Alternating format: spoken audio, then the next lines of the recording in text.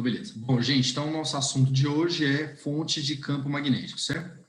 Magnetismo é um assunto que cai muito, né? É um assunto que é muito importante, qualquer prova você for fazer.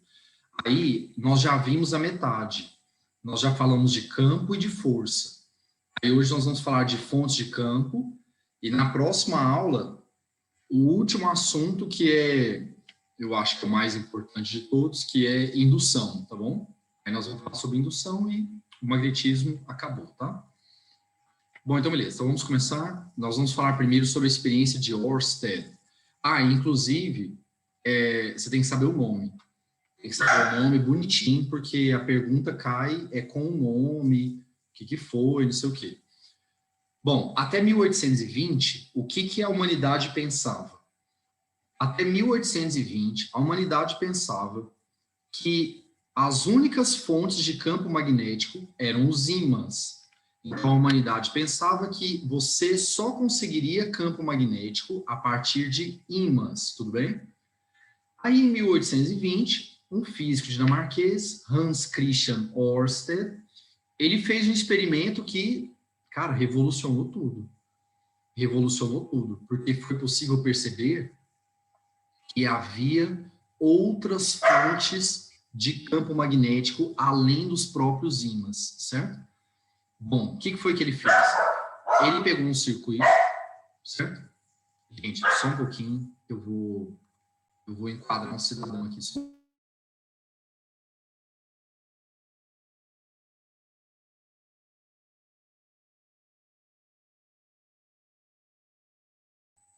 Pronto. Daqui a pouco ele volta. Dura pouco. O efeito é rápido. Daqui a pouquinho ele já volta lá, latir. Vamos lá. Continuando aqui.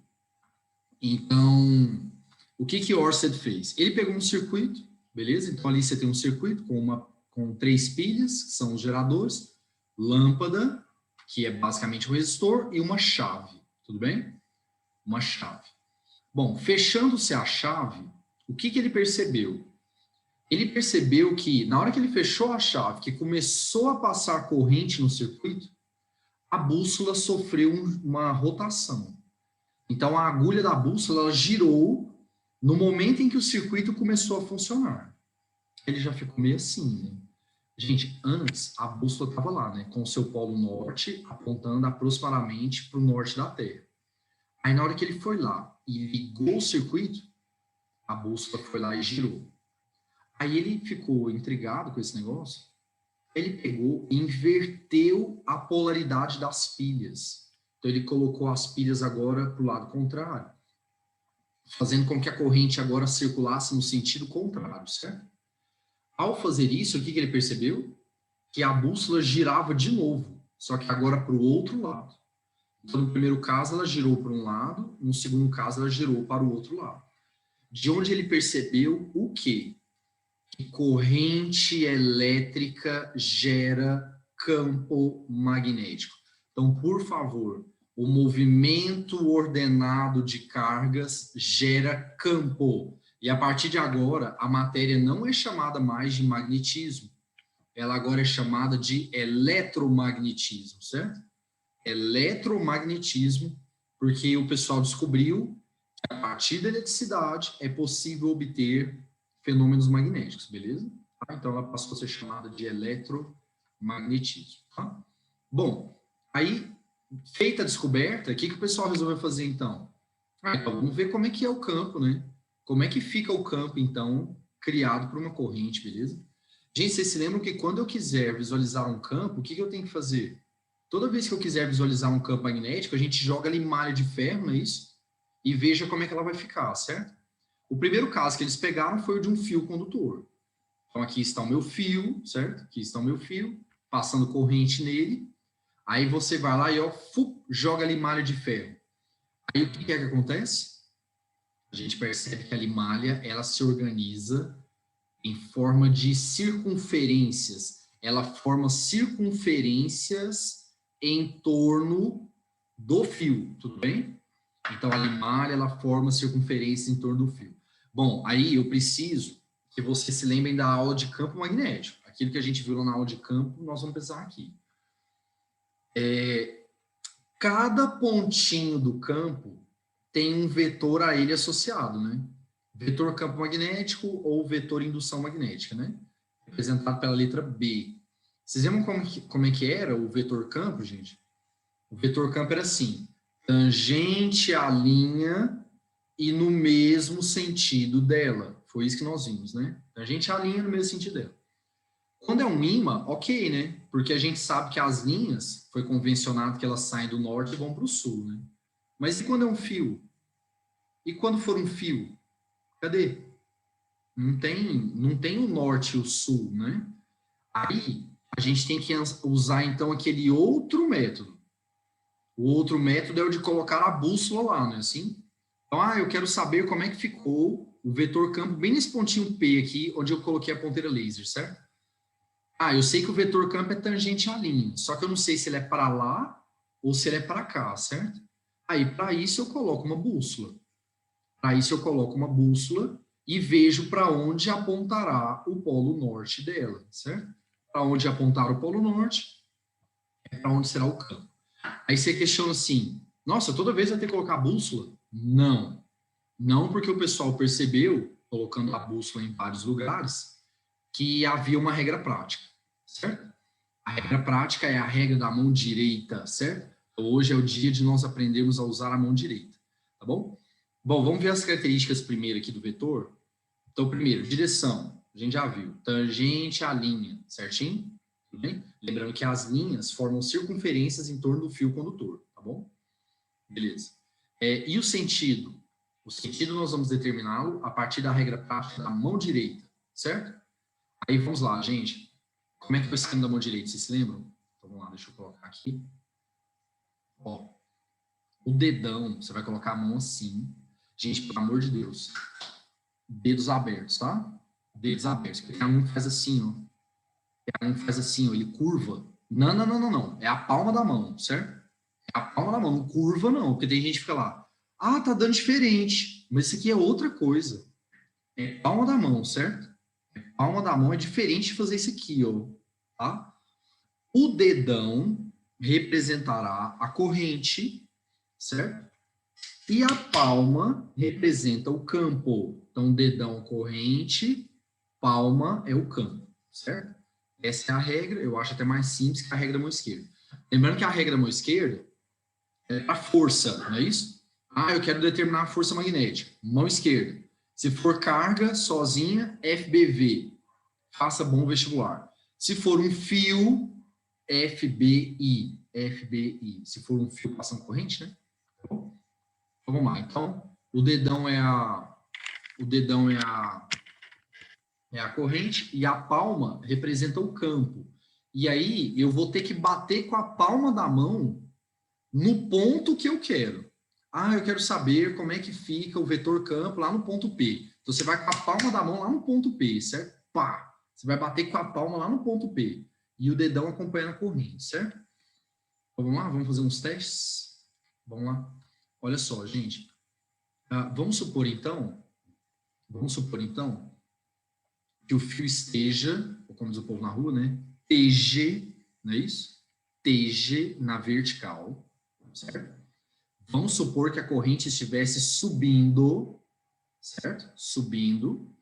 E eu quero um ponto P do lado direito, da mesma forma que está na figura ali, certo? Então, eu quero um ponto P do lado direito.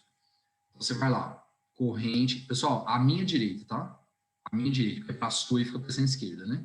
Mas a minha direita. Eu vou pedir um favor. Faça aí junto comigo, tá? Faça junto comigo, por favor. Gente, prometo que vocês vão fazer isso, cara. Vocês vão prometer, pelo dia dos professores. Professor, como presente, eu vou fazer. Cata uma caneta aí e faça, tá? Vamos lá, corrente subindo. Como é que a palma da minha mão pega do lado direito? A palma da minha mão pega para dentro, não é isso? A palma da minha mão pega entrando, certo? Ali no caso, gente, o desenho é com uma visão um pouco alterada, mas o campo é entrando, certo? Entrando. O símbolo do entrando, todos se lembram, é um xizinho, né? Certo? aqui, ó. Então, do lado direito, como é que fica o vetor campo? Entrando, certo? Agora, e se eu quisesse um ponto do lado esquerdo? Se eu quisesse um ponto do lado esquerdo, ficaria assim, então, ó. Primeiro dedo que você vai ajeitar é a corrente, né? Então, corrente subindo. Aí, como eu quero um ponto do lado esquerdo, a palma da minha mão tem que bater na esquerda, né? Tem que passar aqui no lado esquerdo, ó. Aqui, ó. Certo? Como é que a palma da minha mão pega? Corrente subindo, palma da minha mão saindo, não é isso? Ficou para fora, certo? Ficou para fora, saindo. O símbolo saindo é o pontinho, né? Olha, então, você percebe que do lado esquerdo o campo está saindo e do lado direito o campo está entrando. O que está perfeito, gente. Completamente coerente, certo? Porque as linhas formam circunferências e a gente sabe que o vetor tem que ser tangente à linha. E no mesmo sentido dela. Então, se ele entra desse lado, ele obviamente vai sair do outro, certo? Então, é saindo do lado esquerdo e entrando pelo lado direito, tá? Ó, qualquer dúvida, me fale, hein? Me fale, porque isso aqui não é tão óbvio, certo? Bom, e como é que a gente calcula esse vetor? Vamos lá. É possível demonstrar, isso aqui é de ensino superior, não tem como a gente fazer aqui não. Lei de Biot-Savart e lei de Ampère, não dá para fazer aqui, a gente só vai decorar as fórmulas mesmo. É possível demonstrar que o valor do campo magnético, ó, lembrando que valor também é chamado de módulo, também é chamado de intensidade, não é isso? Tem esses três nomes. E lembrando que campo magnético também é chamado de indução, certo? Então, qual que é o valor da indução magnética? Como é que é calculado o valor da indução magnética? Mi vezes I sobre 2πd. O que a galera apanha muito nessa parte de magnetismo em geral é não saber fórmula. O pessoal não sabe as fórmulas. Já apanha com a mão direita e esquerda, naturalmente, e não sabe fórmula. Então tem que tomar muito cuidado com esses detalhes, viu? Mi vezes I sobre 2πd. Quem que é o Mi? Mi é uma grandeza chamada de permeabilidade magnética. Cada meio tem o seu Mi, certo? O Mi é um valor dado, gente, você não tem que saber decorado. No caso do vácuo, ele foi chamado de Mi0. Gente, vocês lembram que tudo que é o vácuo, a galera chama de zero, né? K0, ε0, Mi0, certo? Então, no vácuo, o Mi é chamado de Mi0 e ele vale 4π vezes 10 a menos 7 Tesla metro por ampere. Não tem que saber esse valor decorado, tá? Tem uns vestibulares aí que de vez em quando falham, né? Umas particulares aí e tal, mas via de regra você não tinha que saber isso decorado. O I é a corrente que cria o campo. A gente percebe então que campo e corrente são grandezas diretamente proporcionais. Então, quanto mais intensa for a corrente, mais forte será o campo. O que eu acho meio óbvio, né? Porque quem criou o campo foi a corrente. Sobre 2πd, em que quem é o D? O D é a distância do fio, onde passa a corrente, até o ponto que você escolheu, certo? É a distância do fio até o ponto. Gente, normalmente o D é dado em metros, né? Mas isso depende do Mi. Quem vai decidir a unidade da distância é a constante, tá? A gente percebe que distância e campo são inversamente proporcionais, o que também faz muito sentido, né? A gente sabe na prática que quanto mais distante você vai ficando, mais fraco o campo fica, né? Certo? Tá bom? Então, quanto maior a distância, menor o campo, tá? Bom, vamos fazer um exercício então para treinar, para que a gente veja como é que é esse negócio. Essa questão aqui caiu na FTT, é uma faculdade de tecnologia lá de São Paulo, quem faz a prova é a VUNESP, certo? Aí ele fala assim: a imagem mostra 4 fios longos e paralelos vistos de cima, certo? Percorridos por uma corrente elétrica de intensidade I constante, dispostos nos vértices de um quadrado. Beleza. Sendo B a intensidade do campo magnético produzido por cada corrente no centro do quadrado, a alternativa que indica o valor correto do campo magnético resultante no centro do quadrado é Questão clássica, né? Questão clássica, tradicionalíssima, cara. Isso aí é o modelo que aparece mais. Campo elétrico também aparece muito disso daí para fazer o campo resultante, certo? Então, vamos lá. O que a gente vai fazer? Primeira coisa, representar o vetor indução gerado por cada corrente, certo? Só um detalhe, gente. Antes de mais nada, campo magnético é μ vezes I sobre 2πd, em que o D, no caso, é a distância do fio até o centro do quadrado, né? A distância até o centro do quadrado é metade da diagonal, né? É lado raiz de 2 sobre 2. Aí, deixa eu fazer um comentário. A gente percebe que os 4 fios têm a mesma distância, os 4 fios têm a mesma corrente. Conclusão, o campo dos 4 é o mesmo, certo? O campo dos 4 é o mesmo, e a FTT chamou de B, não foi? Então, o campo criado pelo primeiro, B, pelo segundo, B, certo? B. Tá. Então, vamos lá, vamos fazer agora a regra da mão direita. Por favor, você vai fazer aí na sua casa. Você vai fazer aí na sua casa? Então, vamos lá. Vamos começar pelo fio 1, que é esse da esquerda aqui, tá bom? Esse da esquerda. Pessoal, a corrente ela está, a corrente ela está saindo, certo? A corrente está saindo, tem que me ajeitar aqui, velho. Esses três são complicados. A corrente está saindo. Como é que a palma da minha mão pega? Como é que a palma da minha mão acerta lá no centro? Tá difícil aqui, gente. Aí. Nossa, ó a complicação, cara. Assim. Nossa Senhora. A corrente está saindo. Eu saí da tela, né? Não tá cabendo aqui, velho.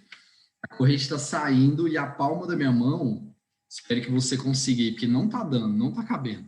A palma da minha mão, ela pega ali, ó, para nordeste, certo? Então, você vem com a corrente saindo e a palma da sua mão, ó, como é que a palma da mão fica? Ela fica para nordeste. Espero que você tenha entendido, porque eu não consigo. Não dá. Se não tiver entendido, me fala, cara, porque esse aqui não coube na tela, certo?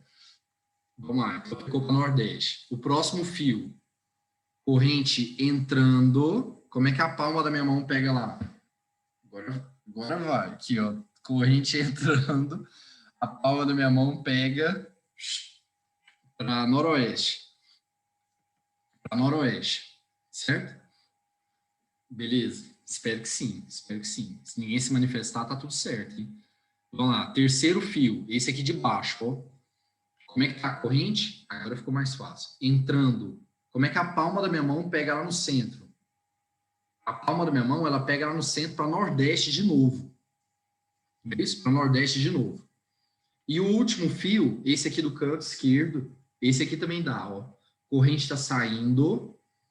Aí como é que a palma da minha mão fica lá no ponto?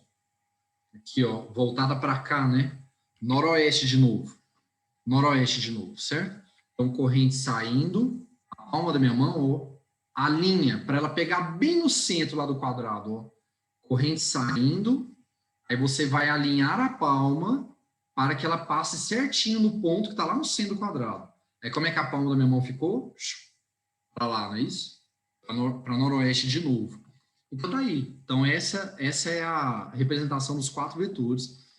Os 4 valem B, né? Gente, vetores de mesma direção e mesmo sentido, a gente soma. Então, B mais B, 2B, 2B para noroeste, 2B para nordeste, né? E os caras estão ligados pela bundinha. Aí, quando está ligado pela bundinha, é regra do paralelogramo. Vou pegar a cabecinha do 2B aqui, ó. Vou traçar uma pontilhada paralela ao outro.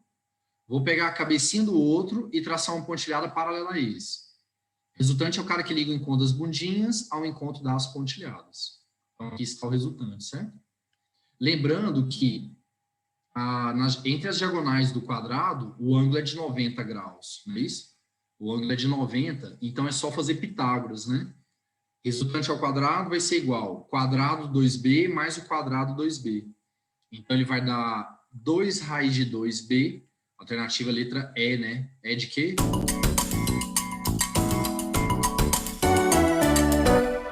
Certo? É de casa. Gente, alguém não entendeu o exercício? Pessoal, tá tudo bem? Porque, assim, a minha demonstração foi porca. Mas o que eu preciso que você entenda é o seguinte, faça a corrente e pegue a palma da sua mão e coloque a palma para passar onde está o ponto que ele quer. Ah, então ele quer um ponto lá no centro do quadrado. Então, um fio lá embaixo, por exemplo, a corrente estava entrando, e a palma da minha mão tem que passar lá no centro. Passou no centro, perfeito. Então, como é que fica o campo? Aqui, ó, perpendicular à palma, certo? Então, o campo deu para Nordeste, tá? Bom, ninguém se manifestou, então tá tudo ok, né? Certo? Então, vamos lá, vamos continuar. Nós vamos falar agora sobre o segundo caso, que é o campo criado por uma espira circular, tá bom? Detalhe, não é em qualquer ponto, é no centro. Campo magnético criado no centro de uma espira circular. Primeira coisa que o pessoal me pergunta é assim, o que é isso, espira? Pessoal, espira é um fio condutor. Nada mais é do que um fio condutor em algum formato geométrico. Quadrado, retângulo, triângulo, no caso, uma circunferência, certo? Tudo bem? Aí, olha só. Então, vamos lá. Eu quero saber como é que fica o vetor campo no centro de uma espira. Então, você tem um anel, tá aqui. Eu catei uma pulseira. Aliás, essa pulseira ficou. No processo de divórcio, ela ficou. Priscila esqueceu aqui e ficou. Aí é bom que eu uso para dar aula. Olha só. É o seguinte, ela é super útil. Me inspira aqui. Então, eu quero o campo magnético lá no centro, certo? Como é que eu faço? Bom, joga ali malha de ferro. Jogando ali malha de ferro, o que o pessoal percebeu? Que foram formadas linhas aqui, ó, ao redor. Acho que pelo desenho ali dá para entender, né? Foram formadas linhas ao redor, então várias circunferências ao redor do cara, certo? Tudo bem? Como é que eu faço para determinar esse campo? Bom, a gente sabe que o vetor, ele é tangente à linha e no mesmo sentido dela, né? Só que aqui, de novo, tem esse problema, né? Pô, mas como é que é o esquema aqui? Para onde que está a linha? Ela é assim ou ela é para o outro lado? Aí, quando é assim, a gente coloca uma bússola, né? E para onde apontar o polo norte da bússola? É para lá. Bom, para não ter que fazer isso todas as vezes, a gente tem a regra prática da mão direita de novo, certo? Então, vamos lá. Quais são as características, então, do vetor campo lá no centro? Primeiro, direção normal ao plano da espira. Então, tem que ser uma direção que forme 90 graus com o plano da espira, certo? Então, se a espira estiver na horizontal, o plano dela é horizontal, né? O vetor campo magnético vai ter que ser na vertical. Tem que formar 90 graus com o plano da espira aqui, certo? E o sentido é dado pela regra da mão direita. Então, vamos pegar aquele caso ali. Gente, naquele caso, eu entendo da seguinte maneira. Ó, eu entendo o seguinte, que a corrente está vindo, está passando aqui na minha frente. Se você tiver alguma coisa redonda aí que você puder usar, um copo. Cara, pega um copo e olha aqui pelo copo, certo? Já resolve. Então, aqui, ó, eu vou olhar por cima aquela figura ali. Então, para mim, a ideia é essa. A corrente vem aqui, passa aqui na minha frente e sai aqui pelo fundo. Então, ela vem para mim, gente, ó, por favor. Cara, vocês têm que fazer isso aí. Se vocês não fizerem, vai ficar difícil. Você vai pegar o copo e vai acompanhar pelo copo aqui, certo? Então, para mim, eu estou considerando a corrente circulando no sentido anti-horário, certo? Eu estou considerando a corrente no sentido anti-horário para mim. Aí vamos lá. Como é que fica o vetor campo lá no centro? Regra da mão direita. Então, a minha corrente, ela percorre a minha espira no sentido anti-horário. E como é que a palma da minha mão pega lá no centro? No meu caso aqui, gente, com a corrente percorrendo no sentido anti-horário, a palma da minha mão, ela vai pegar aqui, ó, fazendo com que o vetor fique para cima, não é isso? Fazendo com que o vetor fique para cima. Então, corrente no sentido anti-horário, palma da mão para cima, então o campo ficou para cima, certo? Gente, tá tudo bem? Deixa eu falar um negócio, isso aqui já é difícil explicar presencialmente, cara. Online, então, que eu tô tentando aqui, não tá cabendo, vocês estão me entendendo? Por favor, eu preciso, cara, saber se vocês estão me entendendo. Sim, esse aqui realmente é difícil, cara, e essa é uma experiência nova para mim. Online aqui é novo para mim. Então, vamos lá. Qualquer coisa, me fale.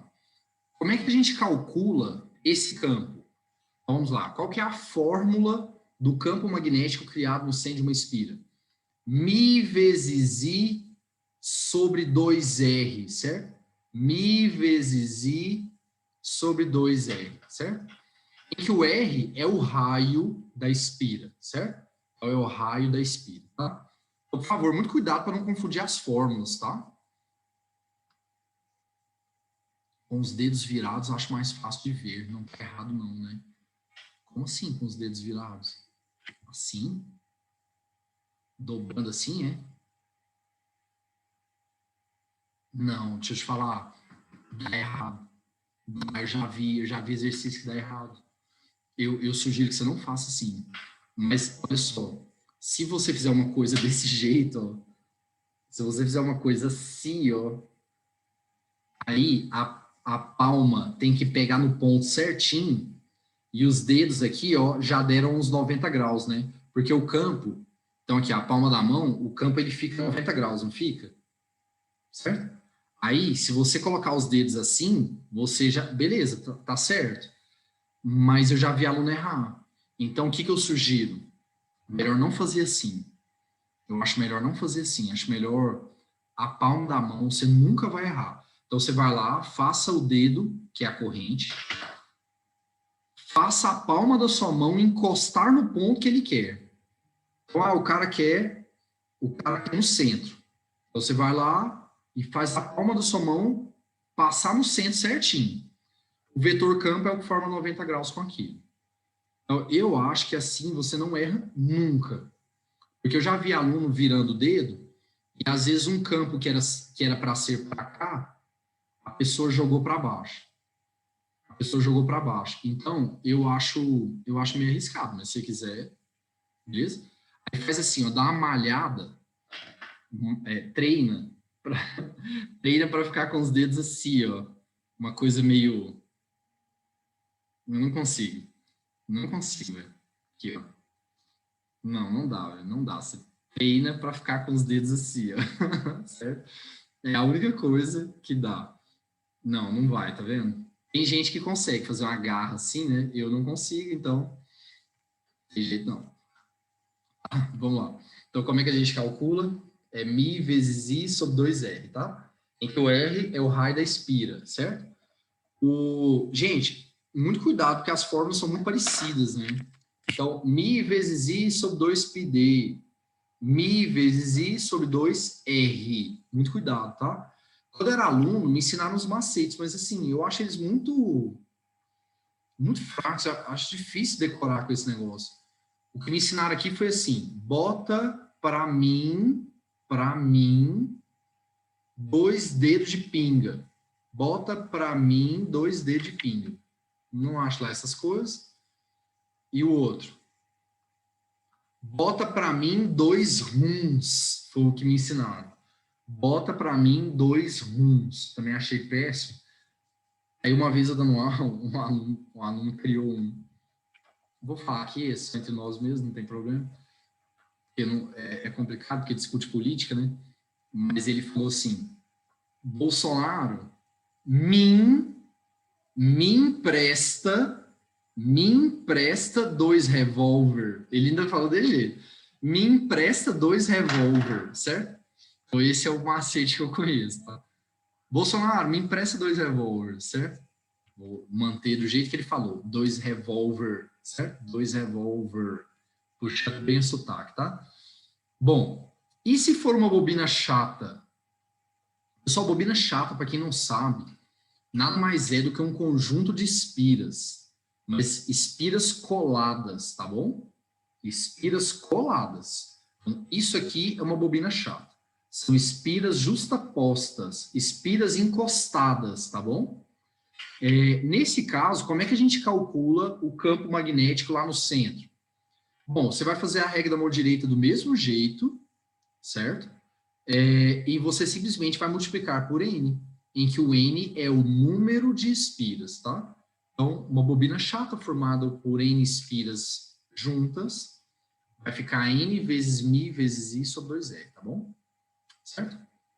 Beleza. Agora vamos lá, então. Vamos ver como é que o pessoal cobra exercício com espira, beleza? Gente, eu peguei essa questão aqui, caiu nas PSEX 2014. Essa questão é clássica. Clássica. É o modelo que mais cai.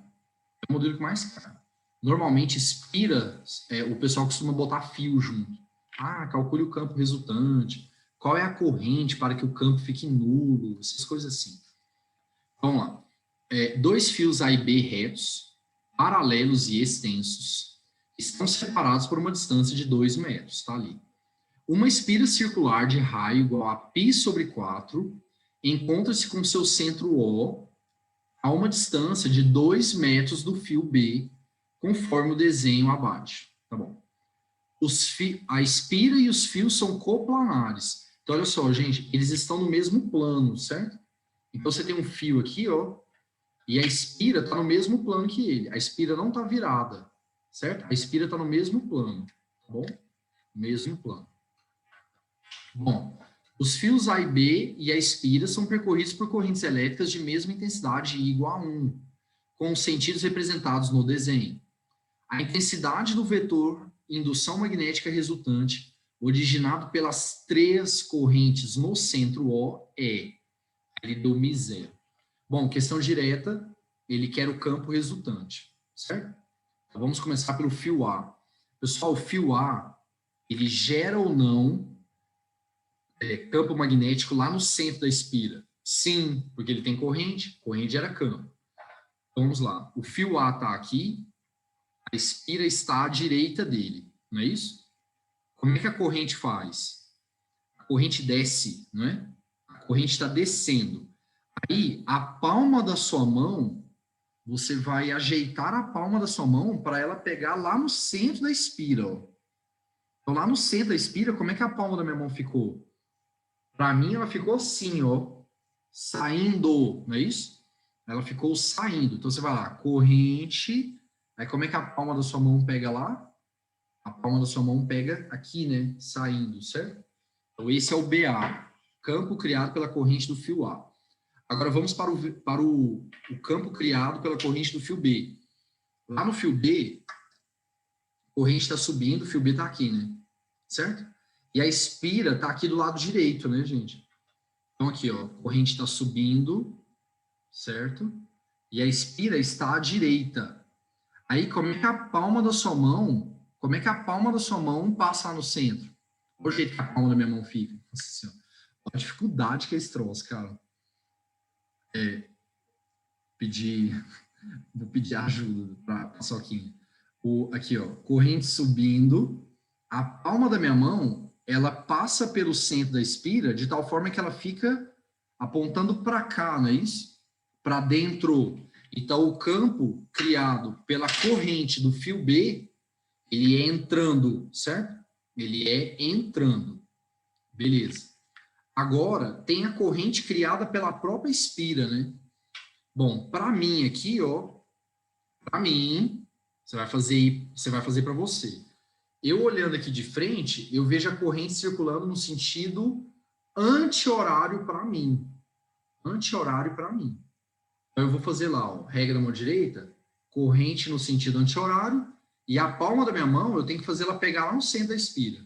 Então a palma da mão lá no centro, corrente no sentido anti-horário, não é isso? Certo?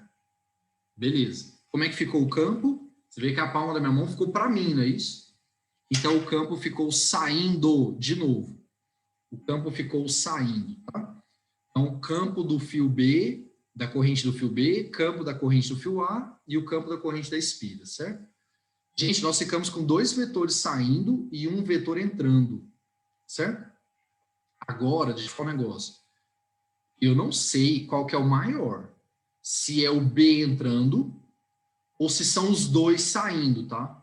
Eu, quando fui fazer a resolução, eu chutei os dois saindo maiores, tá?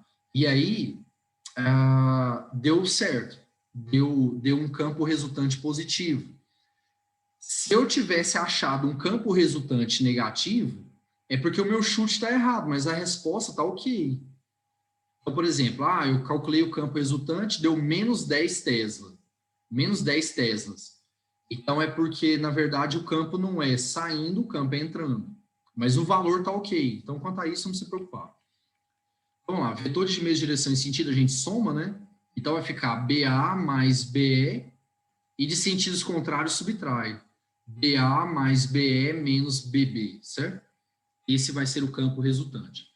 Vai lá, como é que calculo BA? Campo criado por corrente em fio. Mi vezes I sobre 2πd. Mais BE, campo criado por corrente inspira. Mi vezes I sobre 2R. Menos BB, campo criado por corrente em fio. Mi vezes I sobre 2πd, certo? Pessoal, eu botei o Mi vezes I em evidência porque a corrente é a mesma em todos. Uau. Então, são todos percorridos pela mesma corrente de 1 ampere. Eu coloquei o Mi vezes I sobre 2 em evidência, tá? O π não tem como, né, gente? Porque o π não tem nesse aqui, né? Então, não tem como colocar o π em evidência. Aí ficou 4π vezes 10 a menos 7 vezes 1 sobre 2, que multiplica 1 sobre π. Aí, qual que é a distância? Ó, qual que é a distância do fio A até o centro da espira? Que é onde está o ponto que a gente quer. 4 metros.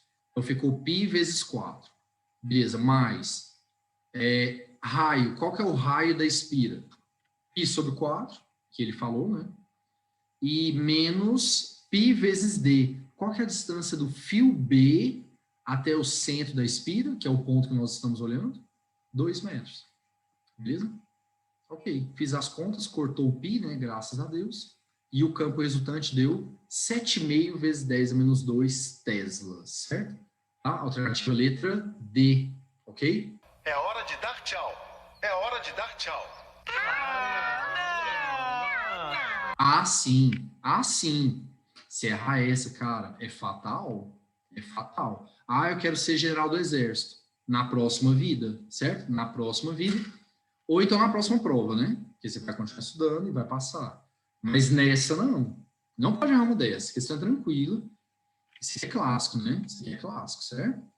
Gente, um outro modelo que aparece bastante é ele falar assim, calcule, por exemplo, a corrente elétrica sabendo que o campo resultante no centro da espira é zero.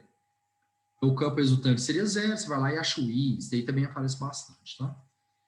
Beleza, vamos falar do terceiro agora. Solenoide, que agora com o novo acordo ortográfico não tem hífen mais. Desculpa. Não tem acento mais, né? É uma paroxítona de tombo de tombo decrescente.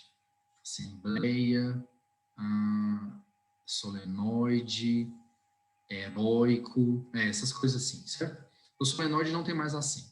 Tá, vamos lá. Solenoide também é conhecido como bobina longa, certo? Ele é um fio condutor em formato de hélice cilíndrica. Vocês lembram de hélice cilíndrica, né, gente? Quando joga a carga no campo, obliquamente, não sei se vocês lembram disso, lá na aula de força. Lá em força magnética a gente viu esse negócio. Quando você joga a carga no campo, obliquamente, ela faz um movimento helicoidal uniforme, cuja trajetória é uma hélice cilíndrica, e isso explica as auroras polares. Aí eu expliquei as auroras, como é que funciona a aurora, certo? Tá bom? Então vamos lá. Como é que fica o campo magnético criado por uma corrente circulando na hélice cilíndrica? Bom, gente, toda vez que eu quiser visualizar o campo, eu vou jogar limalha de ferro, né? E quando a galera jogou a limalha de ferro, olha o jeito que a limalha ficou. Olha o jeito que a limalha ficou, gente.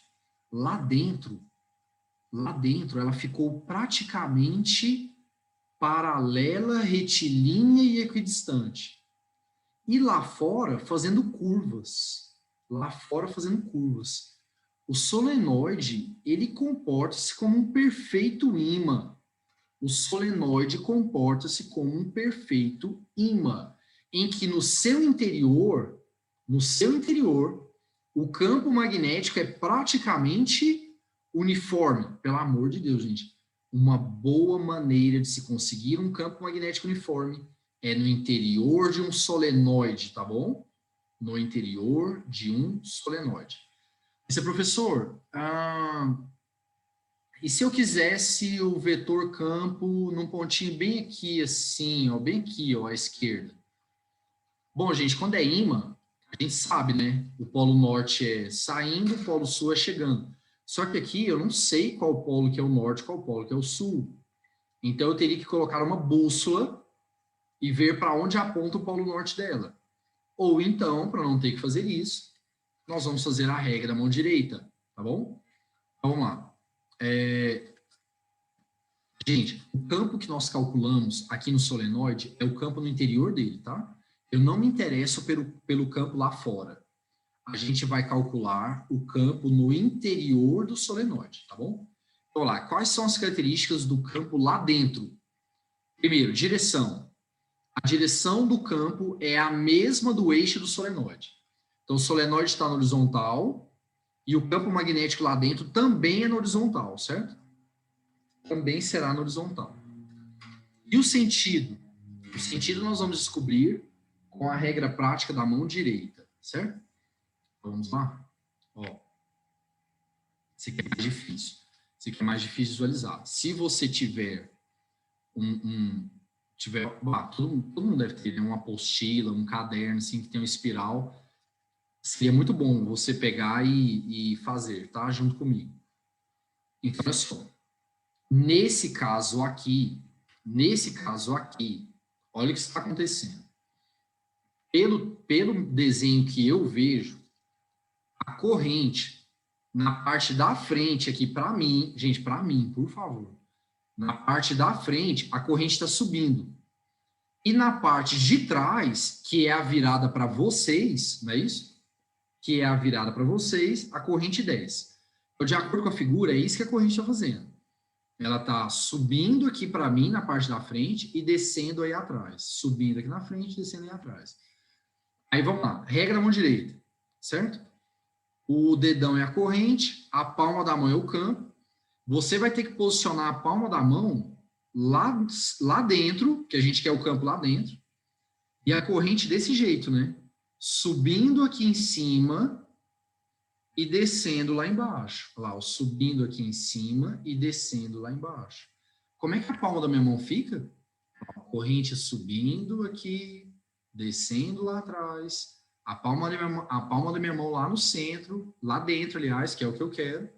A palma da minha mão ficou virada para a minha esquerda, certo?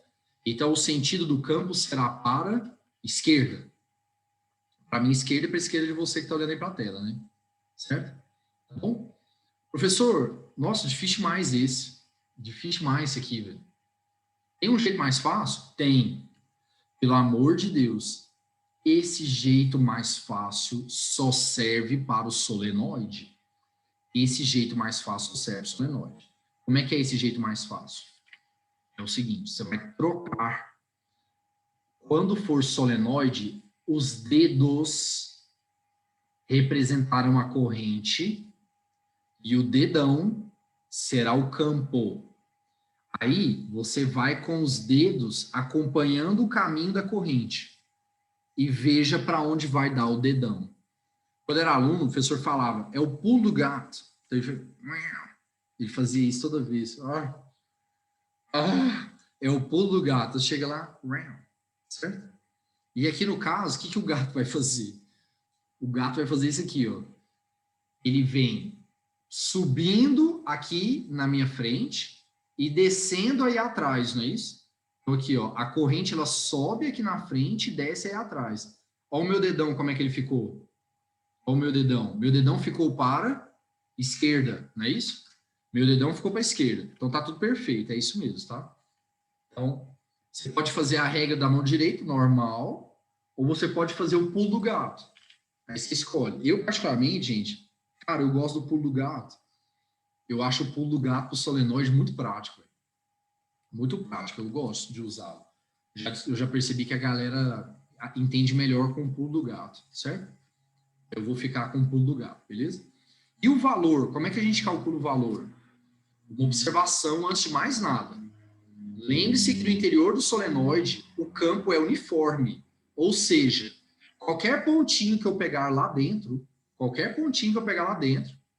campo vai ter o mesmo valor. O campo terá o mesmo valor. Vocês podem reparar que na fórmula não há distância. A fórmula não depende da distância. Porque qualquer ponto que eu pegar tem que ter o mesmo valor, tá? E a fórmula é μ vezes n vezes I sobre L. Então, vamos lá. Quem que é o μ? Permeabilidade magnética. Quem que é o N? Número de espiras, certo? Você vai ver quantas espiras aquele cara tem. A diferença do solenoide para a bobina chata é que na bobina chata as espiras estão encostadas. No solenoide não, certo? Tudo bem? Cada voltinha é uma espira, certo? Tá, quem que é o L? O L é o comprimento do solenoide, certo? O comprimento do solenoide para aquelas espiras que você pegou, beleza? Tudo bem? Então, vamos supor que eu tenha pegado só essas espiras aqui, ó. Então, eu vou pegar só esse comprimento. Eu peguei tudo. Então, eu pego o comprimento todo, tá? E o I é a corrente. Então, μ vezes N vezes I sobre L. Esse daí, cara, o professor nem tinha macete. O professor nem tinha macete para esse trem, gente. Eu não conheço nenhum. Se alguém conhecer e quiser colocar aí no chat, eu não conheço nenhum, tá bom? Bom, olha só, como eu havia comentado com vocês, o solenoide ele comporta-se como um grande ímã, não é assim? E, gente, o que ímãs fazem? Ímãs fazem? Eles atraem pedaços de ferro, certo? Então, o solenoide, ele é usado para atrair pedaços de ferro. Por exemplo, num equipamento chamado guindaste eletromagnético. Elétrico por quê, professor? Por que eletromagnético? Porque o solenoide sozinho, ele não é um ímã. O solenoide só vira um ímã quando passa corrente nele. Por isso, o solenoide, ele é conhecido como eletroímã, certo? Eletroímã ou aquele termo que eu tinha comentado com vocês lá no início, lá em campo magnético. Ímã artificial. Então, o solenoide ele é um eletroímã ou ímã artificial, tá bom, gente? Ele só torna-se ímã no momento em que passa corrente nele. Então, ele depende da eletricidade para tornar-se um ímã. Aí, por conta disso, como ele vira um ímã, ele é capaz de atrair pedaços de ferro, né? Aí a galera separa aquilo que tem ferro para poder ser aproveitado. Mas, obviamente, não só o ferro, né, gente? A gente sabe que todos os materiais... Vocês viram isso em química, nós vamos ver daqui a pouco. Que todos os materiais paramagnéticos têm esse comportamento. De você aproximar o ímã e ele ser atraído. Só que o ferro é muito mais do que os outros. Aí a galera usa isso em ferro velho. Beleza? Para potencializar o ímã, o eletroímã, o que a galera faz? Eles colocam um núcleo de ferro dentro dele. Olha lá, ó. Então, no interior do campo magnético, eles colocam um núcleo de ferro. Porque aí o que vai acontecer? Na presença do ímã, o ferro magnetiza, tornando o campo mais forte ainda. Então, se você colocar um núcleo de ferro lá dentro, o campo fica mais forte ainda, tá bom? Tá? Então, é isso aí. Vamos continuar? Pessoal, peguei uma questão então para a gente ver como é que faz.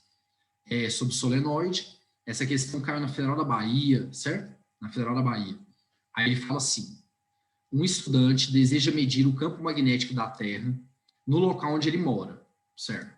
Ele sabe que está em uma região do planeta por onde passa a linha do Equador, e que, nesse caso, as linhas do campo magnético terrestre são paralelas à superfície da Terra. Nós vimos isso, hein? Nós vimos isso. Quando você estiver na linha do Equador, a inclinação magnética é nula, não é isso? O campo magnético da Terra, ele é paralelo à superfície da Terra. A gente viu isso. Minha consciência está muito leve, cara. Nossa, minha consciência está leve. Nossa, tô tão tranquilo, tá faltando nada. Olha só. Assim, ele constrói um solenoide com 300 espiras por unidade de comprimento, dentro do qual coloca uma pequena bússola. Certo? O solenoide e a bússola são posicionados em um plano paralelo à superfície da Terra, de modo que, quando o interruptor está aberto, a direção da agulha da bússola forma um ângulo de 90 graus com o eixo do solenoide. Então, gente, quando a chave estiver aberta, não tem corrente. Se não tem corrente, o solenoide não atua como um ímã. Ele não faz nada. Então, o que a bússola faz no início? No início, ela aponta para o norte geográfico, como a gente espera, porque qual é o único campo que está atuando na bússola naquele momento? O campo magnético da Terra, tá bom?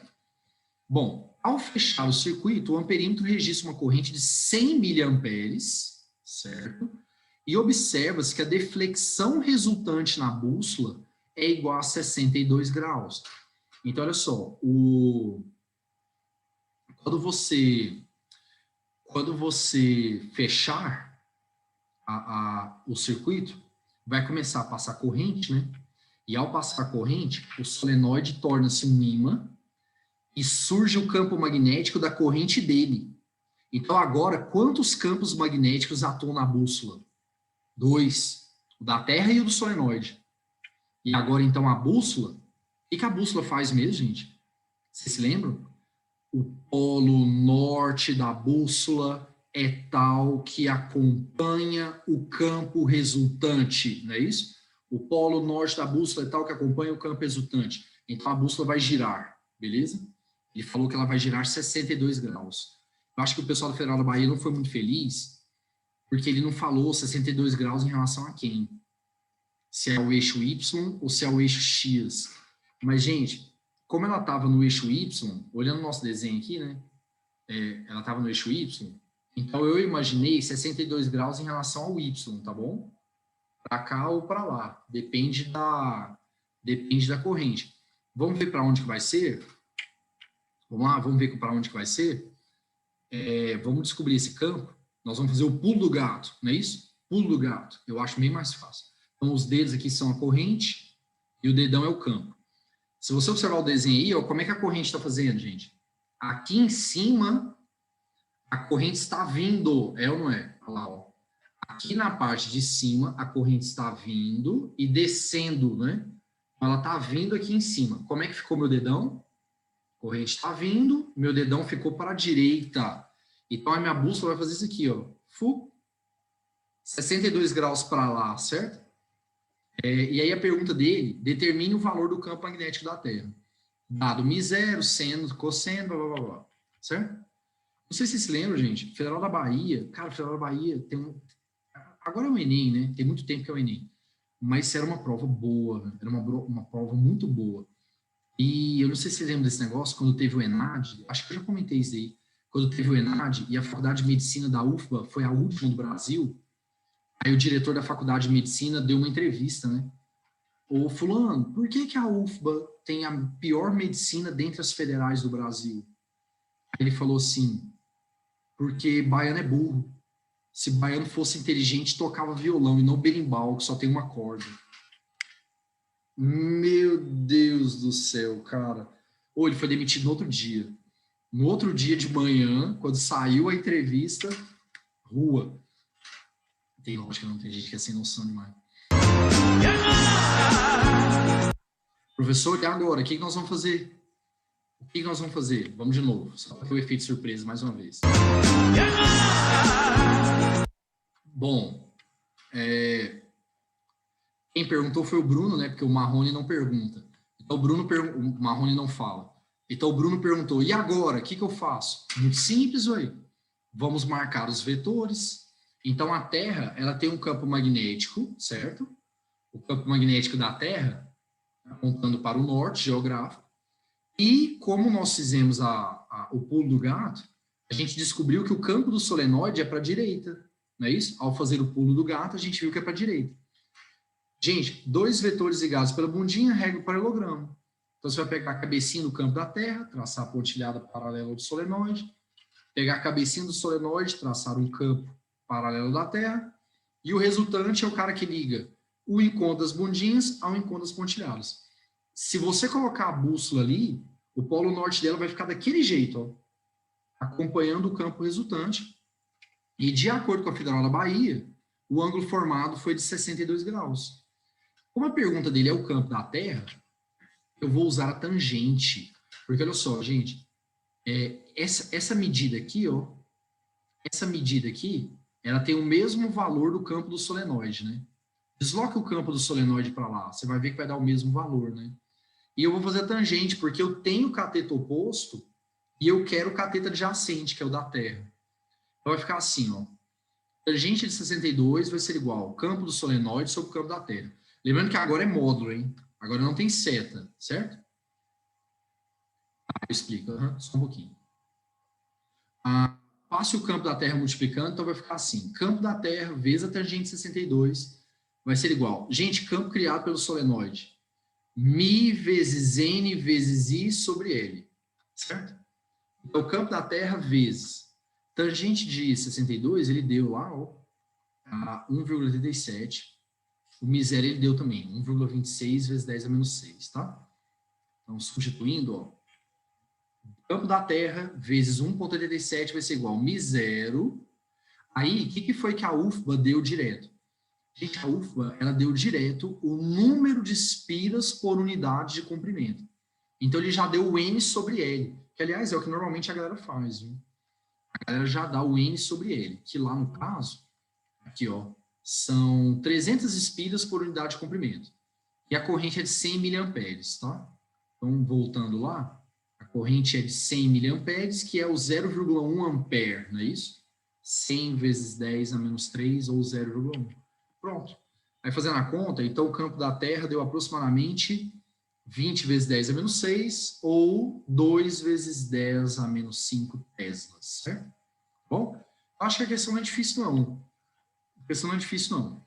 É mais complicado entender, né, o que está acontecendo, mas também não é nada, assim.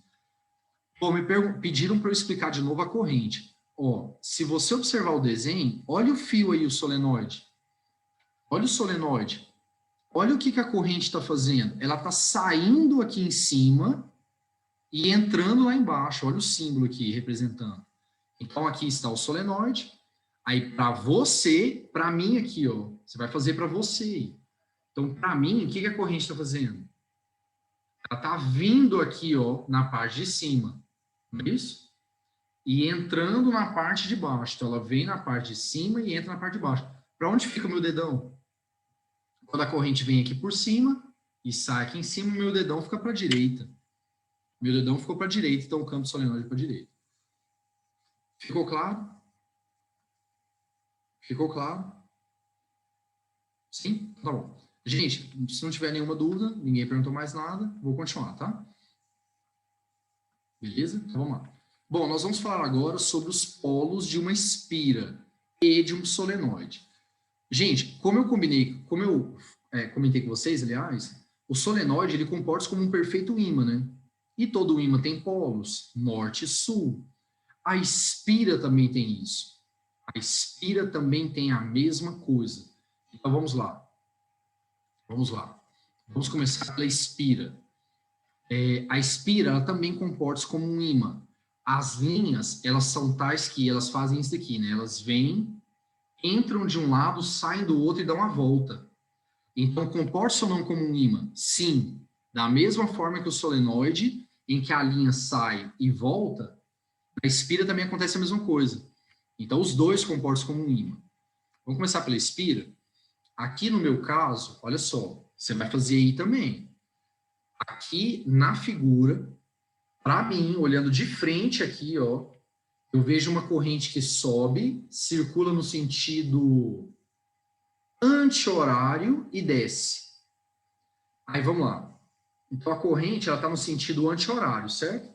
E a palma da minha mão tem que ser lá no centro da espira, porque é lá que nos interessa, né?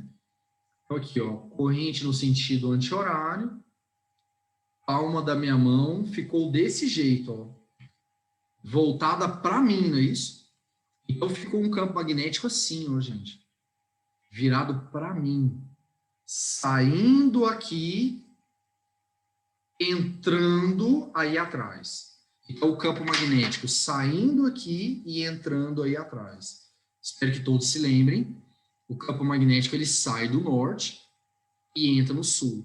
Quer dizer que, para mim, esse lado da espira que está virado para mim aqui é o norte, e o que está aqui atrás, que é onde a linha chega, é o sul. Então, essa espira, ela comporta-se como um ímã, em que o polo norte é o que está virado para mim, e o polo sul é o outro. E, gente, deixa eu falar um negócio, ela é um ímã mesmo. Ela é um eletroímã. Se eu aproximar um ímã dela, tudo que a gente estudou vai valer. Então, por exemplo, o meu ímã é o pincel e o polo norte é a tampa, tá bom? O polo norte está aproximando do polo norte da bússola, da espira, perdão. Repele. Repele. Agora, se for o polo sul, atrai. Então, se eu aproximar o polo sul do norte da espira, atrai. Então, tudo isso que a gente viu vale para cá, tá bom? Certo? Então, como nós vimos ali, o polo norte virado para mim e o polo sul é o outro lado, então, certo? Ali, o campo sai aqui, dá a volta e entra lá. Bom, com o solenoide é a mesma ideia. Então, nesse caso aqui, vamos lá, o que está acontecendo? Nesse caso aqui, para mim, gente, a corrente, ela desce aqui na frente, ó. Certo? Olha o desenho, por favor. Nesse caso, a corrente está descendo na parte da frente. Então, consequentemente, como é que ficou o meu dedão? A corrente descendo aqui, ó. Meu dedão ficou para a direita. Certo? Quer dizer que o campo está para a direita. Vocês sabem que o campo é tal que ele sai do norte e vai para o sul, não é isso?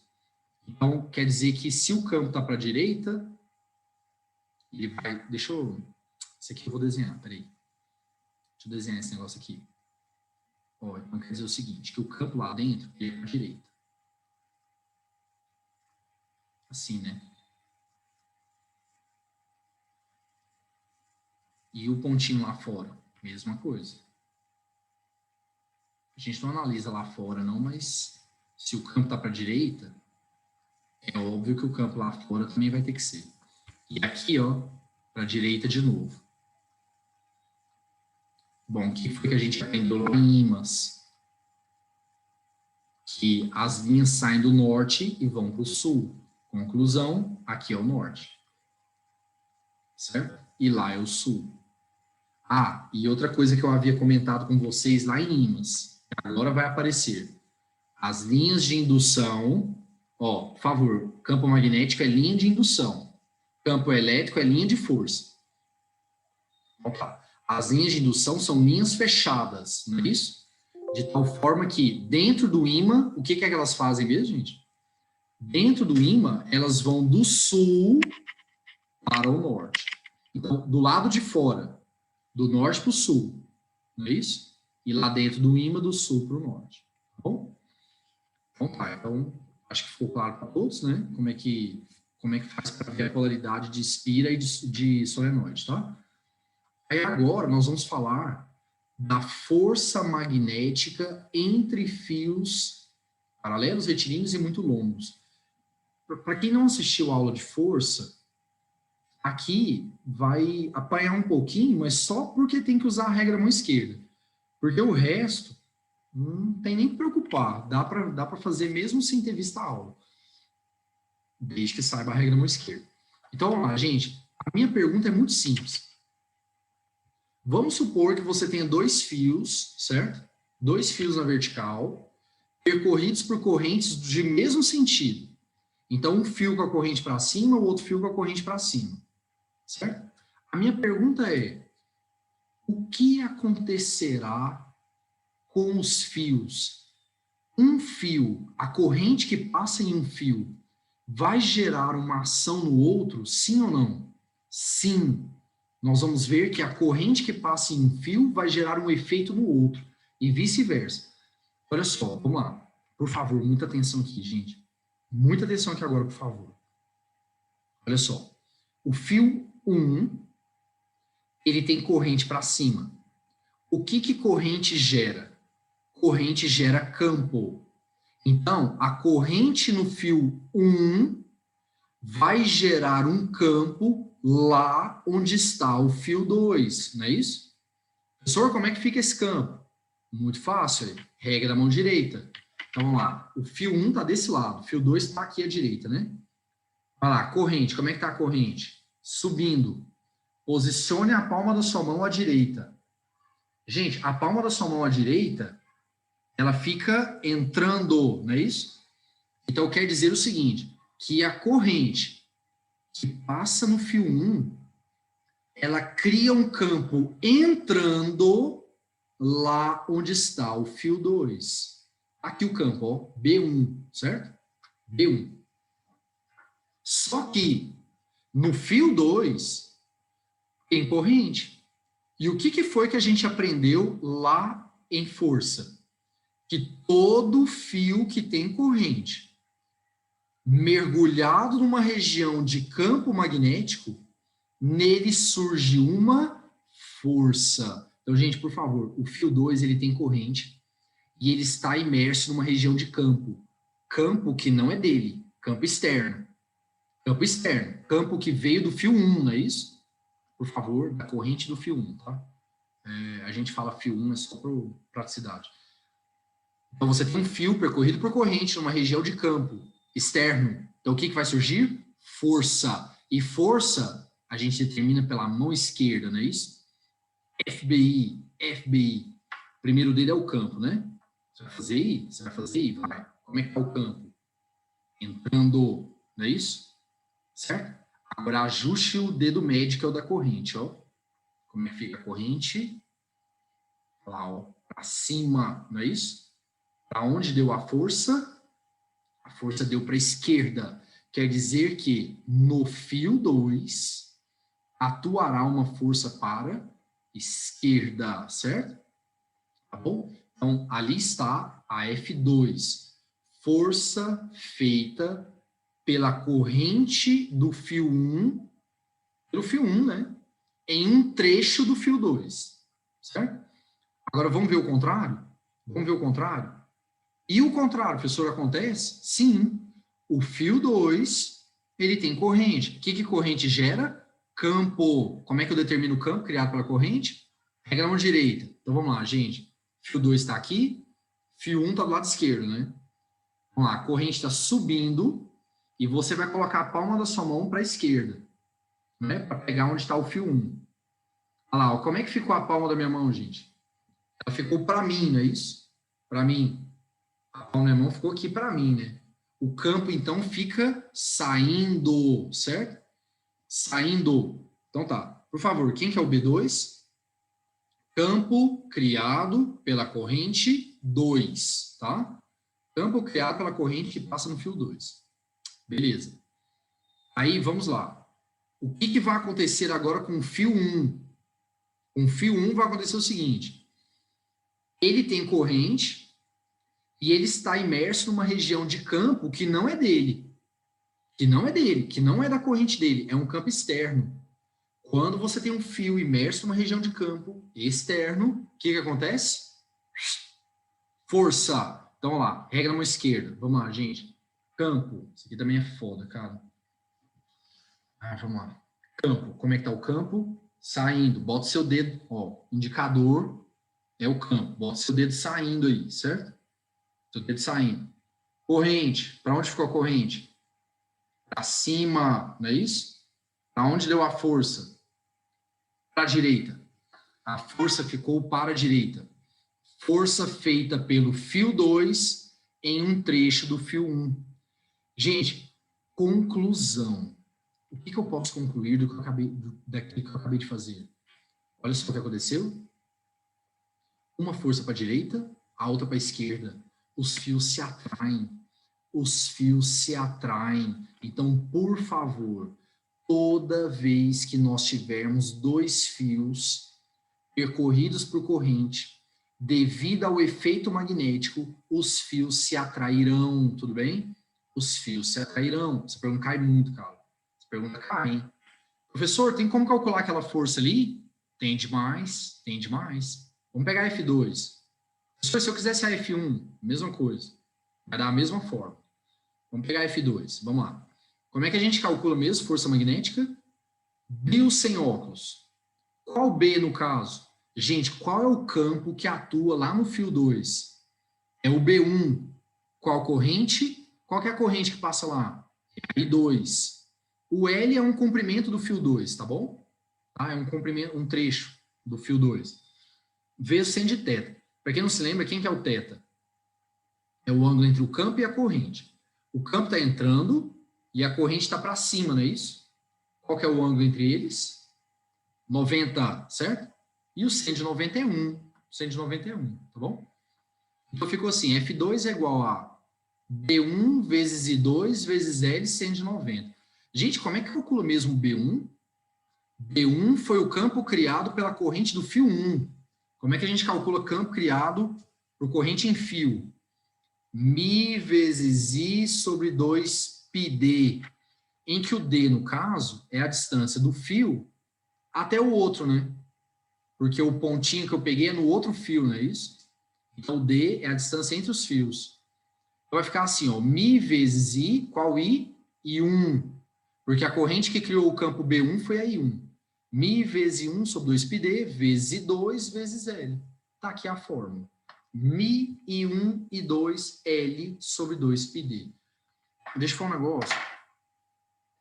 Sabe o que o vestibular gosta de perguntar quando é esse negócio? Primeiro, é se atrai ou repele.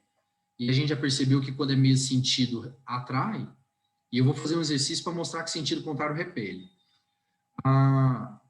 E a outra coisa é... O pessoal pergunta sobre a fórmula. Então, por exemplo, na prova da União Evangélica, cai um exercício falando a força magnética que atua entre dois fios percorridos por corrente, ela é diretamente proporcional ao produto das correntes. Perfeito. Perfeito. Ela depende do I1 vezes o I2. E diretamente proporcional, certinho. O item é verdadeiro. O negócio é que a galera normalmente não lembra dessa fórmula. Gente, vou ser bem franco aqui. Eu não sei essa fórmula decorada. Nem essa e nem aquela de força magnética do passo. Tem algumas fórmulas de física que eu não sei decoradas. Essa eu não sei, a do passo eu não sei. Eu não sei decorada do alcance de lançamento oblíquo. Não sei decorada da altura máxima de lançamento oblíquo, porque eu não vejo necessidade. Eu acho melhor demonstrar correndo. Eu acho melhor demonstrar essa fórmula correndo. É Bill sem óculos, cara. Aí, você tem que lembrar que, se você pegar o fio 2, é qual campo? É o B1. E a corrente é a 2. Mas se você pegar o outro fio, é o B2 e a corrente é a dele. Mas, aí é de cada um. Tem gente que prefere decorar mesmo e tal. Do jeito que vocês acharem melhor, tá? Aí vamos ver como é que o pessoal cobra. Isso aqui que foi na prova do Einstein, 2017, no meio do ano, tá?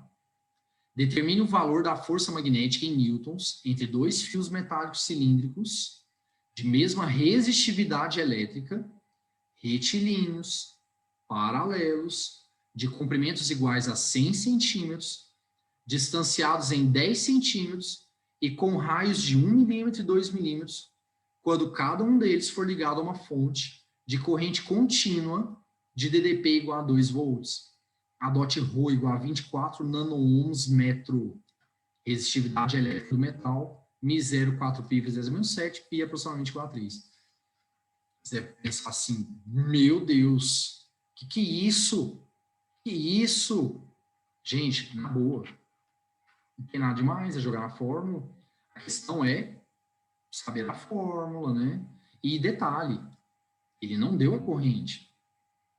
Para quem se lembra da fórmula da força magnética, entre um fio e o trecho do outro, né? Ele não deu a corrente. Então, por isso que ele deu a resistividade.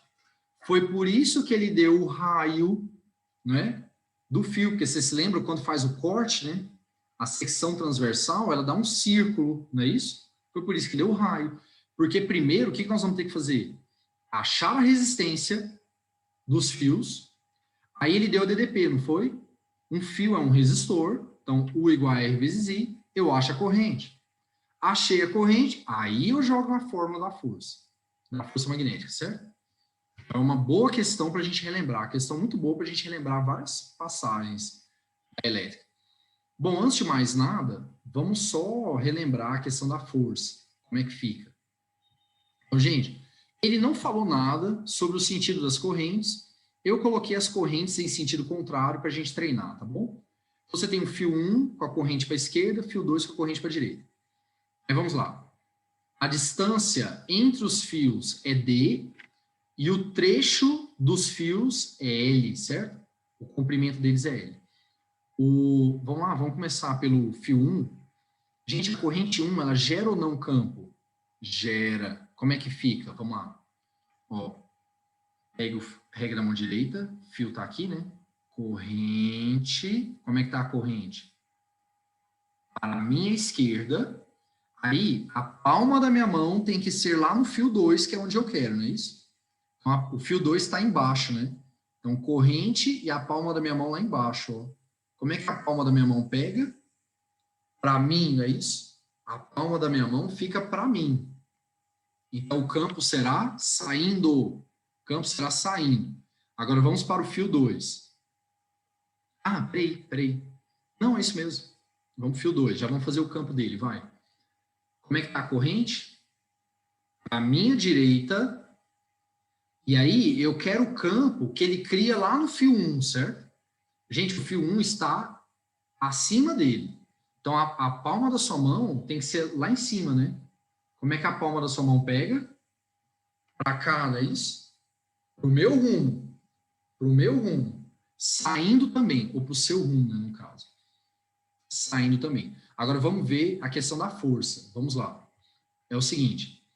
O fio 2, ele está numa região de campo magnético criado pela corrente do fio 1, não é isso? Certo? E o fio 2 tem corrente passando nele. O que acontece com todo fio que tem corrente imerso numa região de campo? Ele ganha força, não é isso? FBI, então lá, FBI. Ah, me pegou, nossa, aquela gracinha. FBI, vamos lá. Primeiro dedo. Ó, força, campo, corrente. Indução magnética é o nome correto, né? Primeiro dedo, campo. Gente, faça o campo aí, ó, saindo, não é isso? Vindo para o seu rumo. Corrente agora, o dedo médio é a corrente, né? A corrente está para a direita, certo? Um campo vindo aqui e corrente para a direita. Para onde deu a força? Então, sai corrente para a direita, o meu dedão ficou para baixo. Então, a força que o fio 1 faz num trecho do fio 2, para baixo, certo? Agora, vamos ver o outro. O fio 1 tem corrente e está imerso numa região de campo. O que vai acontecer?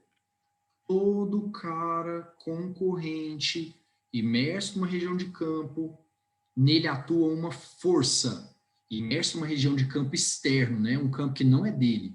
O campo aqui, ó, é o campo do 2, não tem nada a ver com 1, certo? Vamos lá. De novo, FBI, ajeita o dedo. Vamos lá. Eu vou ficar desse lado aqui agora. Como é que está o indicador? Saindo, então o primeiro dedo é o campo, né? Então o campo saindo, corrente, agora ajuste o dedo médio aqui, ó. A corrente, ela está para, aqui, ó, ela está para esquerda, não é isso? Para onde deu a força? Olha para onde ficou o dedão. Campo saindo, corrente para a esquerda, meu dedão ficou para cima, não é isso? Então lá está a força. Força que o fio 2 faz um trecho do fio 1. Aqui, ó, para cima. Reparem que elas ficaram para fora. Conclusão. Quando os fios forem percorridos por correntes de sentidos contrários, eles vão se repelir. Eles vão se repelir, tá? Aí agora a gente quer essa força. Mas antes nós precisamos das correntes. Então qual foi o nosso combinado? Jogar a fórmula da resistência e achar a resistência. Você se lembra? É rola. Resistência é ρ vezes L sobre A. Aí vamos lá. Ρ, 24 vezes 10 menos 9, que o nano é 10 menos 9. Comprimento do fio, 1 metro sobre o A. O A é a área. Gente, você vai pegar o fio, não é isso? E vai fazer um corte perpendicular, certo? Faça um corte assim, ó. Transversal. Qual foi a figura formada? Um círculo. E a área do círculo é πr². Lembrando que tem que passar para metro o raio, porque o rho está em metro, tá? Então, 1 milímetro, 1 vezes 10 a menos 3 ao quadrado. Fazendo a conta, a resistência do primeiro deu 8 vezes 10 a menos 3 ohms. Você vai jogar na fórmula, na lei de Ohm, para poder achar a corrente. Então, U é igual a R vezes I. Então, quanto que vai dar a corrente no fio 1? 250 amperes, certo? Vamos para o fio 2 agora. Resistência é ρ vezes L sobre A, 24 vezes 10 a menos 9, vezes 1, o comprimento é o mesmo, o material é o mesmo, então é o mesmo ρ, e R quadrado, o raio dele é 2 milímetros, né? 2 vezes 10 a menos 3 ao quadrado. Aí eu fiz as contas, deu 2 vezes 10 a menos 3 ohms. Jogando na lei de Ohm, então quanto que deu a corrente no fio 2? U igual a R vezes I, então o I2 deu 1000 amperes. E agora que eu encontrei as correntes, agora eu vou achar a força magnética que um fio faz num trecho do outro. Qual é a fórmula mesmo? Mi vezes I1 vezes I2 vezes L, que é o comprimento deles, sobre 2πd, em que o d é a distância entre eles, não é isso? Então, vamos lá, Mi, 4π vezes 10 a menos 7, I1, 250, I2, 1000, comprimento dos fios, 1 metro, sobre 2πd, a distância entre eles é 10 centímetros, a gente tem que passar para metro, né? 1 vezes 10 a menos 1, pronto. Fazendo a conta, deu meio, certo? Resposta letra A, D. E aí, professor, o que você achou da questão? Mais ou menos, mais ou menos. Não, gente, ó, é trabalhosa, cara. É trabalhosa, porque envolve rola, DDP, tem que fazer a DDP, U igual a R vezes I para achar a corrente, e depois jogar na fórmula da força magnética, uma fórmula que a galera não lembra de maneira automática. Então, realmente, é um pouco complicado, certo? É um pouco complicado. Pedir para eu voltar no desenho e volto. Pode falar. Qual que é o problema? Deixa eu ver. Só para ver como é que ficou? Beleza. Lembrando que esses exercícios eu salvo em PDF e boto lá no nosso grupo, vocês lembram, né? Esse eu vou fazer e colocar lá no nosso grupo, tá bom?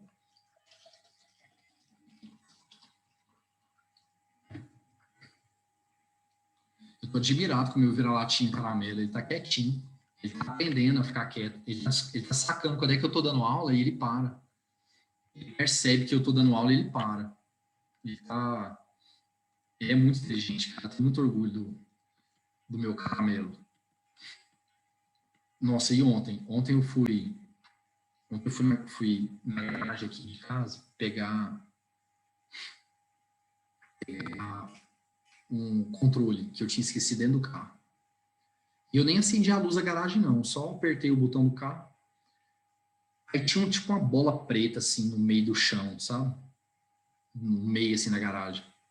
Na hora que aí eu fui andando pro rumo do carro, a bola pulou. Um sapão. Pensa num sapão, bicho grande. Pulou para debaixo do carro. Tá. Beleza, peguei o controle, fechei a porta. Aí beleza, voltei pro meu quarto. Na hora que eu tô voltando pro meu quarto, gente, subi as escadas no corredor, uma caranguejeira, uma bichona, cara, grande, grande. Eu nunca tinha matado a caranguejeira, eu matei, eu não deixei não, eu fiquei meio assim, matei, cara. Nossa, até mesmo porque eu fiquei com medo dos cachorros, né, mexerem, né. Na hora que eu vi a caranguejeira, eu já botei os dois para correr, sai daqui, sai daqui. E aí eu fui e matei ela na chinelada. Matei ela no chinelo, mas e o medo dela, eu fiquei com medo dela vir para cima e me picar, cara.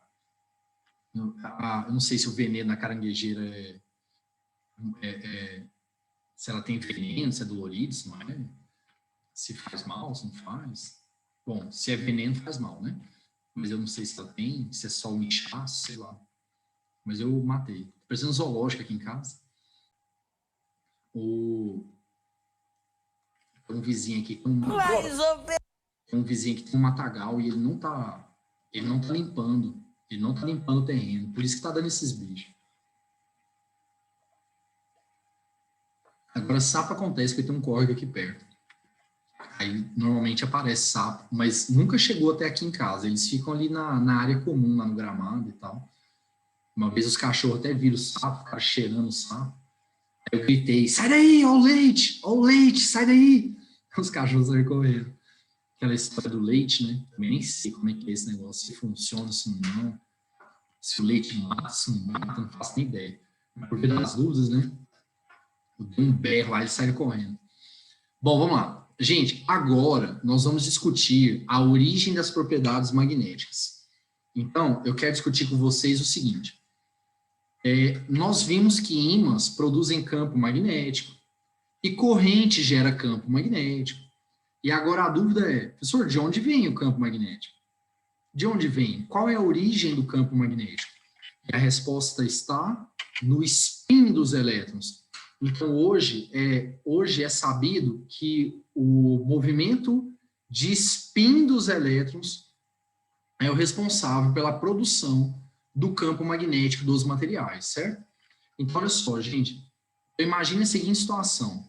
Você tem um orbital, que é a região de máxima probabilidade de você encontrar o elétron. Vocês se lembram que cada orbital só compreende 2 elétrons, né? Só pode ter 2 elétrons por orbital. Sendo que esses 2 elétrons, obrigatoriamente, têm que ter spins opostos. O paralelo e o antiparalelo, que a gente fala. O número quântico que a química adota é mais meio, menos meio, não é isso? Então, a gente tem número quântico principal, que seria a camada, número quântico secundário, que seria o subnível, número quântico magnético, que é para localizar qual dos orbitais que o cara está, e o spin para diferenciar o elétron do outro no mesmo orbital. Porque não existem elétrons com os 4 números quânticos iguais, né? Isso é o princípio da exclusão de Pauli. Então, um tem que ter um spin, o outro tem que ter um spin contrário, tá bom? Vou fazer uma revisão de química rápida aqui. Bom, olha só, é o seguinte. No primeiro caso, vamos supor que o elétron estivesse girando em torno do seu eixo no sentido horário e no segundo caso, no sentido anti-horário, certo? A gente vai imaginar como se fosse uma espira, tá bom, gente? Gente, no primeiro caso, o elétron está girando horário, certo? Vocês se lembram que a corrente elétrica ela é o contrário dos elétrons, né? Então, se o elétron está horário, a corrente, na verdade, é anti-horário. A corrente é o contrário, certo? Aí, fazendo a regra da mão direita, então aqui, ó, corrente no sentido anti-horário. Como é que a palma da minha mão fica? Lá dentro, ela fica para cima, não é isso? Então, quer dizer que, ao girar nesse sentido, o elétron cria um polo norte para cima e um polo sul para baixo. E ao girar no sentido contrário, gente, lembre-se que o elétron no sentido anti-horário é a corrente no sentido horário, né? Aí você vai lá, ó, corrente no sentido horário, ó, corrente no sentido horário, a palma da minha mão fica para baixo. Então, ao girar no sentido anti-horário, o elétron cria um polo norte para baixo. Se o orbital estiver preenchido com seus 2 elétrons, então você vai perceber que o efeito magnético de um anula o efeito magnético do outro. Ou seja, orbitais completos não influenciam no magnetismo dos átomos.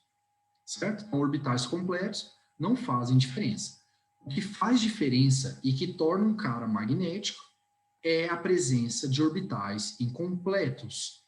Gente, quanto maior for a quantidade de orbitais incompletos que o cara tiver, mais forte será o campo magnético criado pelos seus elétrons, mais intenso vai ser o campo magnético do átomo, certo?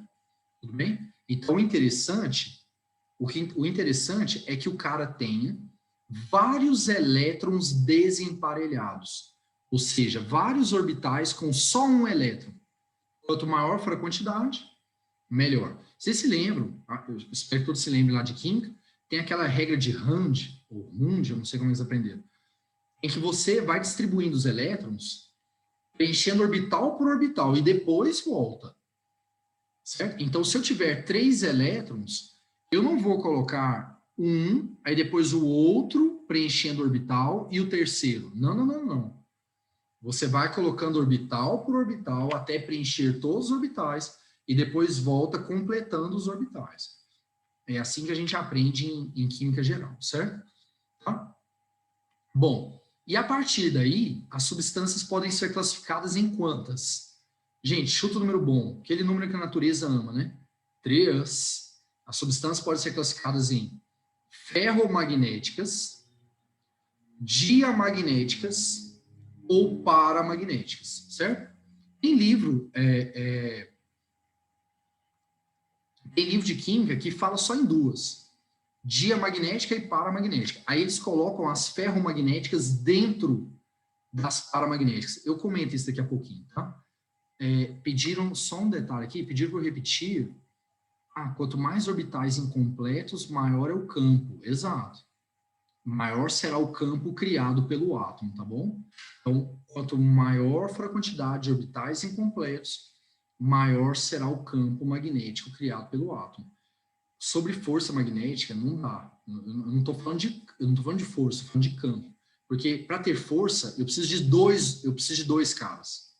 Para falar em força, eu preciso de dois caras. Ali eu estou discutindo só uma substância, certo? Uma substância só cria campo, tá bom? Olá, vamos começar então pelas ferromagnéticas. Pessoal, materiais ferromagnéticos são aqueles que na presença de um campo, eles imantam. Então, na presença de um campo, ou seja, pegue um ímã e aproxime deles. Aproxime deles. O que vai acontecer? Eles vão imantar, então eles vão tornar-se ímãs também, certo? Eles vão tornar-se ímãs também, de tal forma que eles vão criar um polo de nome contrário ao do ímã. Ou seja, eles serão atraídos, tá bom? Então, por favor, vamos lá. Aqui, ó. Aqui, ó. Materiais ferromagnéticos são aqueles que, na presença de um campo magnético externo, certo? Criam um campo também fortemente atraído, certo? São fortemente atraídos por esse ímã, certo? Possuem uma grande quantidade de elétrons não emparelhados. Os materiais ferromagnéticos são aqueles que têm uma grande quantidade de elétrons desemparelhados. Eles já têm uma tendência. Na presença do campo externo, eles alinham, certo? E eles formam, então, um campo magnético próprio e são fortemente atraídos pelo ímã. Quais são os materiais ferromagnéticos, gente? Os exemplos que a gente tem que saber. Ferro, cobalto, níquel. Esses são os elementos ferromagnéticos. Obviamente que eu posso formar ligas ferromagnéticas, né? Bom, mas aí não vem ao caso, tá? Beleza? Olha só, como é que funciona a questão do material ferromagnético? É o seguinte, como nós vimos, cada elétron é responsável por criar um campozinho magnético. No caso do átomo de ferro, esse campo magnético criado pelo elétron, ele é mais intenso que o normal, fazendo com que os outros elétrons comecem a se alinhar com o campo magnético dele. Então, um elétron influencia no outro, e eles vão criando regiões em que todos os elétrons têm os seus campos magnéticos orientados no mesmo sentido. Essas regiões são chamadas de domínios magnéticos. Então, gente, por favor, o que materiais ferromagnéticos fazem? Eles formam domínios. São regiões em que todos os elétrons desemparelhados daquela região têm o seu campo magnético no mesmo sentido. Então, os caras começam a influenciar, um influenciando o outro, e todo mundo alinha. Obviamente que um pedaço de ferro solto, ele não é ímã. Todo mundo já deve ter percebido, né? Que um pedaço de ferro solto, ele não é ímã. Ele não, se você pegar um pedaço de ferro aqui agora, ele não vai atrair outro pedaço de ferro. Professor, por que o ferro não é ímã? Sendo que ele tem vários elétrons desemparelhados que se organizam formando domínios. Simplesmente porque ele tem vários domínios. O ferro, ele possui vários domínios. E o que acontece? Todos os domínios estão alinhados? Então, por exemplo, esse domínio aqui está mais ou menos para noroeste. Ó. Todos os outros estão para noroeste? Lógico que não. Porque existe uma coisa que não pode ser desprezada. Chama-se agitação devido à temperatura. Então, gente, devido à temperatura, os caras se agitam E aí, alguns elétrons conseguem se manter unidos. Por isso que você tem vários domínios. Porque alguns elétrons mais próximos ali conseguem se manter unidos. Mas já de outra região, mantém unidos aqueles daquela região. Então, eles formam vários domínios, cada domínio com uma direção diferente, e o efeito total é nulo. O efeito total é nulo. Então, o ferro virgem, ele tem essa configuração. Vários domínios, cada um de um jeito. O que acontece quando você aproxima um ímã do ferro puro, do ferro virgem, desculpa? O que vai acontecer é um alinhamento dos domínios por causa do campo magnético externo. Então, gente, o campo magnético externo, o efeito dele supera a agitação térmica e os caras agora vão conseguir alinhar e o ferro agora ficou imantado, certo? O ferro agora tornou-se um ímã, certo? Um ímã artificial, porque ele passou por um processo de imantação. Como é que foi a imantação nesse caso? Foi simplesmente aproximá-lo de um ímã. Então, você imantou o ferro aproximando de um ímã. Como é que você imanta o solenoide? Passando corrente. Então, você vê que tem várias possibilidades, tá bom? Várias possibilidades, certo? Então, é isso que acontece. Aí, o ferro, então, fica imantado. Ele passa a ter o seu campo magnético, certo? E a interação entre os campos vai fazer com que o cara seja atraído, tá bom? Vai fazer com que o cara seja atraído. Beleza? Olha só, uma observação interessante, aqui, ó, se você esfregar o ferro, se você começar a esfregar, você atrita. E ao atritar, você dissipa calor. Ao dissipar calor, você pode aquecer os átomos do ferro, né? E isso acontecendo, você pode torná-lo virgem de novo. Então, você pode desmagnetizar o ferro a partir do esfregamento. Só esfregando, certo? Você pode desmagnetizar o cara. Você pode fazer com que os domínios percam o seu alinhamento, tá bom? Certo? Olha só um comentário. Professor, uma pergunta, né? Professor, e se eu tirar o ímã de perto do ferro, o que acontece? Se você tirar o ímã de perto do ferro, sabe o que vai acontecer com ele? Ele vai voltar ao normal. Ele vai voltar a ser virgem, tudo bem? Certo? Porque o ferro não consegue reter o campo magnético que ele criou. O ferro puro, que a gente chama de ferro doce, ele não consegue reter o campo magnético que ele havia criado.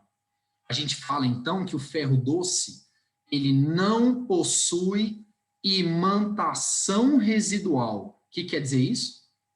Ele não possui imantação residual. O que isso quer dizer? Ele não consegue reter o campo magnético que ele havia formado, tá bom? Agora, o aço, por exemplo, ele tem uma imantação residual muito boa. Então, se você tirar o ímã de perto do aço, o aço continua magnetizado. Ele continua um ímã, certo? Pessoal, essa imantação residual, ela recebe um outro nome, eu não sei se vocês já ouviram essa expressão, chama-se histerese magnética. Histerese magnética. Então, um cara ter histerese quer dizer o seguinte, que quando você retirar o ímã dele, pronto, ele continua um ímã. Ele continua um ímã, certo? Tá? Ele vai tornar-se um ímã permanente. Tá? Mas, obviamente, que, como eu acabei de comentar com vocês, você pode desmagnetizá-lo, né? Você pode desmagnetizá-lo esfregando, você pode desmagnetizá-lo de um outro jeito que a galera, eu não sei se já ouviram falar disso, jogando o cara no chão, então você vai lá e pof, e bate, e bate. Por que dá certo jogar o cara no chão? Porque você faz os átomos agitarem, você pode romper o alinhamento dos domínios. Você já deve ter ouvido falar disso, eu não sei se já ouviu falar de um trem desse, que você solta o ímã, paf, bate. Aí o cara pode perder a magnetização. Isso pode acontecer. E o outro exemplo é por aquecimento. Por aquecimento. Gente, se você começar a esquentar o cara, esquentar, vai chegar uma hora que a agitação é tão grande que vai superar a agitação ela é tão grande que ela vai desmontar os domínios magnéticos. E o cara vai perder a magnetização.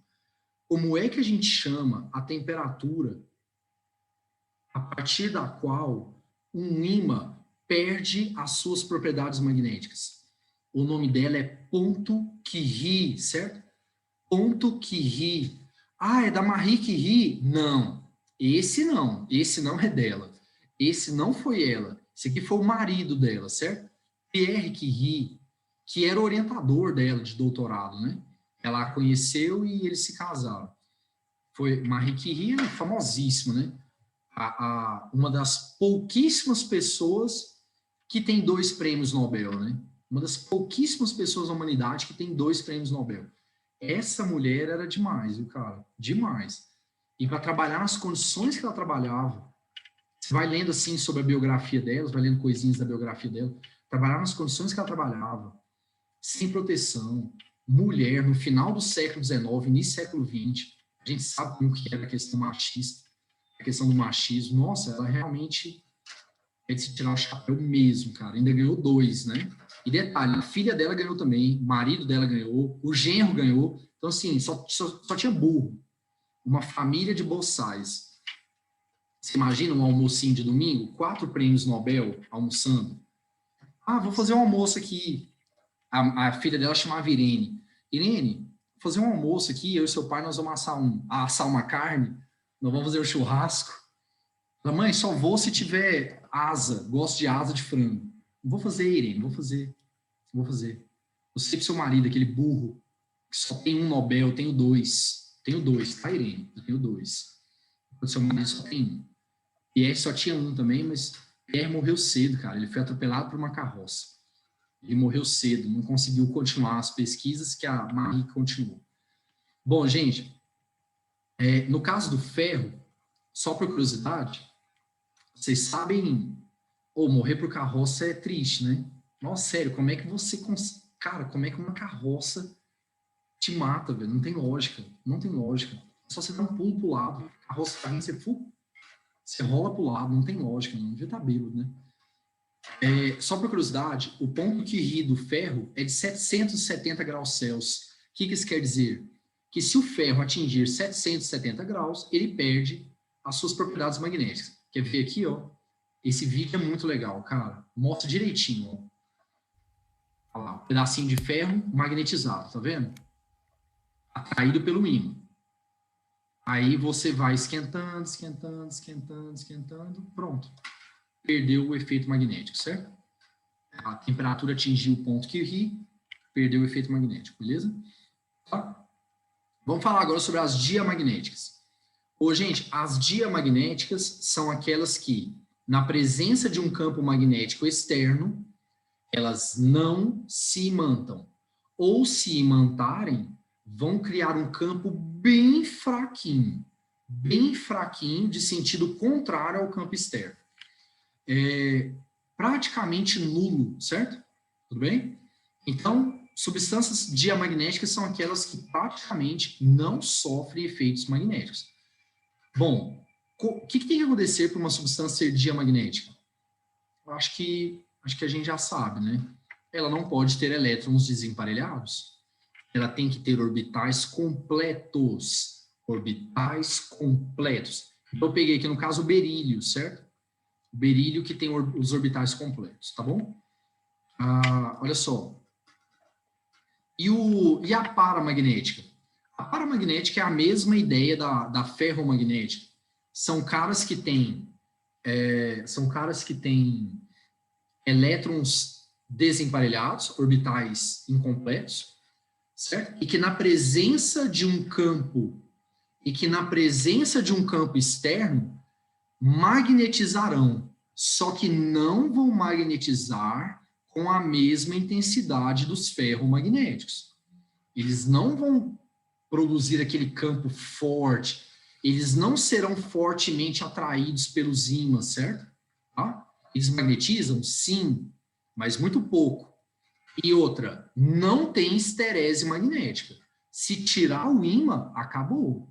Volta ao normal. São caras, gente, que têm elétrons desemparelhados numa quantidade pequena. e que não formam domínios magnéticos, tá bom? Então, um exemplo bacana que eu achei foi o do sódio. Se você fizer a distribuição eletrônica do sódio, de Linus Pauling, né? Você vai lá, 1s2, 2s2, 2p6, 3s1, beleza. Ele ficou, você percebe que ele ficou com um elétron desemparelhado. Então, quer dizer o seguinte, que o elemento químico sódio, ele é paramagnético. Então, na presença de um campo, ele magnetiza, criando um campo magnético bem fraquinho, certo? Agora, na natureza não é normal encontrarmos o sódio puro. O sódio, ele é um metal alcalino, não é assim? Certo? Ele é da família 1A, né? Li na capa da revista brasileira Coisas Francesas. Lítio, sódio, potássio, rubídio, césio. É o cédio e o sósio. O sódio, ele tem uma eletropositividade muito grande. Ele tem uma tendência muito grande a doar esse elétron, certo? Então, é muito comum nós encontrarmos o íon sódio. O íon sódio é aquele que cede o elétron da última camada. Então, ele cede isso daqui e fica com os orbitais completos. Então, o íon sódio é diamagnético. Por isso que, normalmente, as substâncias, elas são diamagnéticas. Por exemplo, imagine o sal de cozinha, o NaCl. O íon sódio cedeu, o sódio, aliás, cedeu o seu elétron e ficou dia. E o cloro recebeu e preencheu dele. E ficou dia também. Então, o cloreto de sódio, ele é diamagnético. Ele não é para, certo? Formado por substâncias para, mas que ao se unirem, ficaram dia, tá bom? Tá? Bom, e a última coisinha para a gente terminar, eu vou falar sobre os disjuntores. Gente, vocês lembram de disjuntor, né? Disjuntor é a chave de circuito elétrico, não é assim? É a famosa chave de circuito elétrico. Beleza. Antigamente, vocês se lembram como é que funcionava, né? Eu comentei lá em eletrodinâmica. Antigamente usavam-se fugiu a palavra. Fusíveis. Fusíveis eram usados antigamente, certo? Só que o fusível tem aquele inconveniente, né? Ele derrete, você tem que trocar, não sei o quê. O disjuntor não. O disjuntor, ele não tem essa. Como é que ele funciona? Ele funciona por efeito magnético. Olha só o que acontece. Você tem uma corrente elétrica, certo? Aí ela vai passar lá no disjuntor. Essa corrente aqui, você vai ligar o disjuntor lá no circuito, né? A chave lá no circuito. Aí essa aqui é a corrente elétrica que vem do circuito, passa no disjuntor, dá a volta e continua, certo? Dá a volta e continua. Bom, o que é que acontece? Você reparou aqui, ó, que o disjuntor, ele é um solenoide. Ele é um solenoide, certo? Com um núcleo de ferro para torná-lo um ímã mais poderoso. Então, ele é um eletroímã. O que acontece? Quando passa a corrente aqui, o eletroímã funciona. E o que o solenoide faz? Ele cria polos, ele cria um campo, e esse pedaço de ferro será atraído, porque o ferro é ferro magnético, e vai ser atraído pelo solenoide. Então, o que acontece? Se a corrente que passar ali for pequena, for até o valor estabelecido, a força que a mola faz, porque na hora que a peça tentar vir, a mola puxa, né? A mola, ela estica, ela vai esticar, ela quer voltar ao normal. Para valores de corrente até o que o fabricante definiu, a força que o eletroímã vai fazer puxando o pedaço de ferro, ela não é grande o suficiente, a mola segura. Agora, se a corrente for acima do valor permitido, a força magnética de atração aqui, ó, vai ser maior que a força elástica. Aí o pedaço de ferro vai vir, vai passar por essa peça, aí sabe o que aquela peça vai fazer, gente? Na hora que o pedaço de ferro passar por ela, ela volta e prende. Ela não deixa ele voltar. Ela não deixa ele voltar. Porque na hora que o pedaço de ferro passar, acabou a corrente, não foi? Acabou a corrente e o eletroímã para de funcionar, não é isso? Então, deveria o pedaço de ferro voltar, não é isso? Ele deveria voltar. Não, ele fica preso. Então, a chave fica aberta, você vai lá e tchuf, puxa aqui, ó, de novo. Puxa aqui, aí ela libera. Aí o pedaço de ferro volta. E aí o circuito volta a funcionar. Todos entenderam? Pessoal, ficou tudo bem. Gente, alguma pendência? Eu só preciso saber. Eu preciso saber se tá tudo ok. Tudo ok. Tudo ok? Ah, só pra gente terminar então, um negocinho muito interessante. Principalmente para os meninos aqui que querem fazer medicina, né? Eu tinha me esquecido, eu já ia deixar sem falar, já estava esquecendo. Ressonância magnética, né? Gente, ressonância magnética, por favor, primeiro, isso aqui eu diria que é o exame mais importante na medicina hoje, né? Porque é um exame que te permite visualizar praticamente tudo que você quiser do corpo humano. Obviamente que tem alguns tecidos que determinados exames são melhores. Então, por exemplo, a tomografia, ela é um raio, nós vamos ver isso em ondas, tá? A tomografia, ela é um raio-x tridimensional. Então, ela é mais usada para tecidos ósseos. Porque o tecido ósseo, ele tem pouca água, certo? Agora, tudo que tiver água, para tudo que tiver água, nós usaremos ressonância magnética. Então, por exemplo, uma vez eu machuquei o braço e fizeram raio-x, o raio-x não deu nada. Aí o ortopedista pediu a ressonância, porque aí pega os músculos. O raio-x não detecta músculo. O tecido muscular, ele é mole, ele não é denso, ele é baixa densidade, ele não é tão rígido. Então, a radiação X passa. A radiação X passa por ele não serve. Aí, de vez em quando, o médico pede, mas aí eles falam para colocar contraste, porque aí a radiação X será absorvida pela substância do contraste. Mas a ressonância é a que tem de melhor. Vou mostrar um vídeo primeiro, aí a gente volta aqui e discute. Esse enorme campo magnético, os átomos de hidrogênio presentes em todo o nosso corpo são alinhados. A parte a ser estudada, então, é exposta a pulsos de ondas de rádio, que os desalinham novamente. Mas como o campo magnético continua presente, o alinhamento volta a acontecer. Esse comportamento é detectado pelos sensores e traduzido pelo computador. Assim é gerada a imagem do resultado. Bom, então a ideia é a seguinte, são os chamados... Opa, peraí. Não, o que eu fiz aqui? É o que a galera chama de prótons bamboleantes. Essa que é a ideia. Então, a ideia é a seguinte, os prótons, eles também têm a propriedade de spin, assim como os elétrons. Aí, o que acontece? Quem já fez ressonância aqui, gente, é um exame angustiante, cara. Você entra na máquina, a máquina é fechada. Para quem tem claustrofobia, é um desespero, velho. É um desespero. Eu fiz uma vez do cotovelo e eu tive que ficar assim, ó, com a cabeça toda lá dentro. Nossa, é horrível, cara, é horrível. Mas é porque eu não tenho problema de gastura, assim. Mas eu que não tenho, já sofri, imagina quem tem, é terrível. Aí o que acontece?